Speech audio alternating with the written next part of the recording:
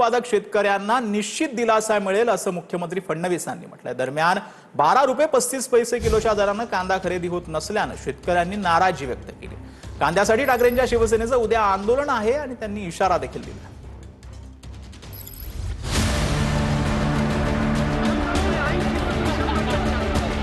शेतकऱ्यांच्या संतापानंतर मुख्यमंत्री देवेंद्र फडणवीसांनी कांदा 12 रुपये 35 पैसे किलोने खरेदी करण्याची घोषणा केली।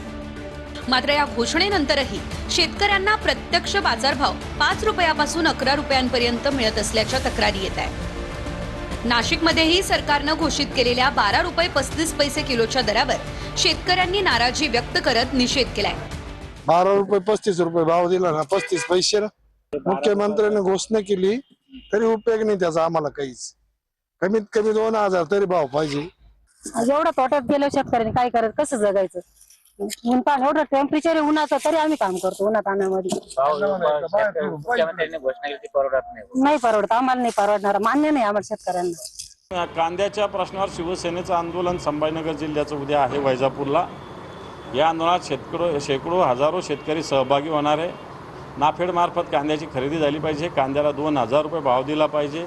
त्यामुळे उद्याचं आंदोलन तीव्र आणि मोठं सकाळी 9 वाजता आम्ही करणार आहोत वैजापूरला।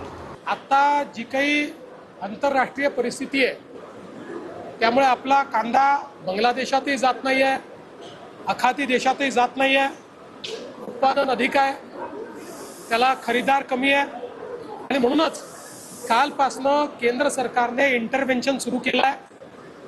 12.5 रुपयाच्या भावाने केंद्र सरकार कांदा खरेदी करताय, ती सुरू झालेली आहे। त्यामुळे काही ना काही दिलासा हा शेतकऱ्यांना निश्चित मिळेल। तर उत्पादन अधिक आणि खरेदीदार कमी असल्याने कांद्याचे दर कोसळले असं वक्तव्य म्हणजे शेतकऱ्यांची थट्टा करणार आहे।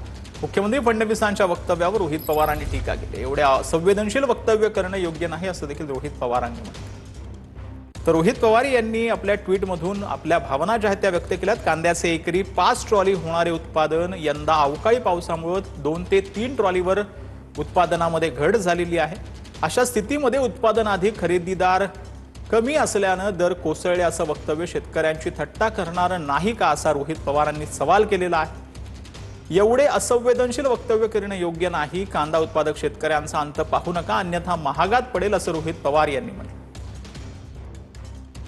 तर मतदार यादीवर लक्ष ठेवा असं उपमुख्यमंत्री शिंदेंकडून आवाहन करण्यात आलेलं आहे। मतदार यादीमध्ये बोगस आणि देशांची नावं असता कामा नयेत असं देखील शिंदेंनी म्हटलं। आता निवडणुका नाहीत, संघटन वाढीचं काम करा असं देखील शिंदेंनी म्हटलेलं आहे। याद्यांवर काम सुरू आहे, मतदार यादीवर लक्ष ठेवा। मतदार यादीवर बोगस नावं असता कामा नये, बांगलादेशी लोकांची नावं असता कामा नये, त्यांना कुठल्याही परिस्थितीमध्ये यादीमध्ये घुसू देता कामा नये आणि आपले हक्काचे मतदार वंचित राहता कामा नये। अशा प्रकारचं काम आपल्याला याद्यांवर करायचं आहे। तर बकरी ईदच्या पार्श्वभूमीवर किरीट सोमय्या यांचं मुंबईच्या महापौरांना पत्र पाहायला मिळते। खुल्या जागेमध्ये होणाऱ्या बकऱ्यांच्या कत्तलीवरती कारवाई करा अशी मागणी करण्यात आली। नियमन डावलून उघड्यावर बकऱ्यांची कत्तल केली जात असल्याचा सोमय्या यांचा आरोप आहे। तर सोमय्या यांच्या मागणीला मंगलप्रभात लोढांनी समर्थन दिलं। बकरीदच्या निमित्ताने ओपन मध्ये जे जनावरे कापले जातात ते कापू नये, त्यावर बंदी करण्यात यावी। ते ऑलरेडी त्याबद्दल कानून आहे, ते कानूनच्या योग्य पालन झालं पाहिजे। हा किरीट सोमय्या साहेबांची मागणी आणि मी त्यांची मागण्याचं समर्थन करतो। आजही एकनाथ शिंदेच लोकप्रिय मुख्यमंत्री आहेत असं वक्तव्य सामंतांनी केलंय। बच्चू कडूंच्या वक्तव्याचं उदय सामंतांनी समर्थन केलंय। प्रत्येक पक्षाच्या कार्यकर्ता आपल्या नेत्यासाठी झटतो, हा त्याचाच भाग आहे अशी प्रतिक्रिया सामंतांनी दिली। मी शिवसेनेमध्ये काम करत असताना माझाच नेता सर्वोच्च पदावर असावा अशी माझी भावना असणार। तसं बच्चू भाऊ देखील शिवसेनेमध्ये काम करतात, त्याच्यामुळे शिवसेनेचे मुख्य नेते पक्षप्रमुख एकनाथ शिंदे साहेब हेच सर्वोच्च पदावर असावे हे शिवसैनिक म्हणून आमची भूमिका असणं ही काय वावगी नाही। त्याच्यामुळे ज्या पक्षाचे उद्या भाजपचे नेते जे आहेत, भाजपचे कार्यकर्ते आहेत, ते देवेंद्रजींबद्दल बोलतात। राष्ट्रवादी काँग्रेस पार्टीचे कार्यकर्ते दुर्दैवानं आता अजितदादा नाहीत, परंतु सुनेत्रा वहिनींबद्दल बोलतात। त्याच्यामुळे प्रत्येक पक्षाच्या नेत्याला मोठं करण्यासाठी प्रत्येक पक्षाचा कार्यकर्ता झटत असतो, त्याचाच तो एक भाग आहे।